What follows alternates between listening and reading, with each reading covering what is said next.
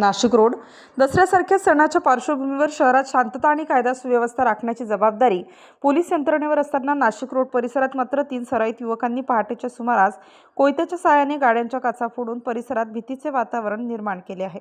मिळालेल्या माहितीनुसार देवळाली गावातील मालधक्का परिसरातून काळ्या रंगाच्या ॲक्टिवा दुचाकीवरून आलेल्या 3 संशयितांनी पहाटे 3च्या सुमारास दहशतीचा खेळ सुरू केला।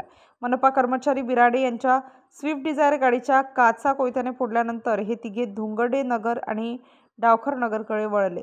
उपनगर पोलीस ठाण्याच्या हद्दीतील धोंगडे नगर परिसरात प्रशांत भालेराव यांच्या स्विफ्ट डिझायर तसेच डावखरवाडी येथील अनिल बाबाजी डावखर यांच्या वरणा आणि बांधकाम व्यावसायिक जाधव यांच्या मारुती 800 या चारचाकी वाहनांच्या काचा देखील फोडण्यात आल्या। काही मिनिटातच या 3घांनी एकूण 4 गाड्यांवर कोयत्यांनी हल्ला करत परिसरात दहशत निर्माण केली। दसऱ्याच्या पार्श्वभूमीवर नागरिक घराबाहेर निघत असताना अशा घटना घडणे चिंताजनक आहे। विशेष म्हणजे पोलीस गस्त आणि देखरेख करत असल्याचा दावा करत असतानाही या 3घांनी सलग अनेक गाड्या फोडून पोलीस यंत्रणेला चकवा दिला।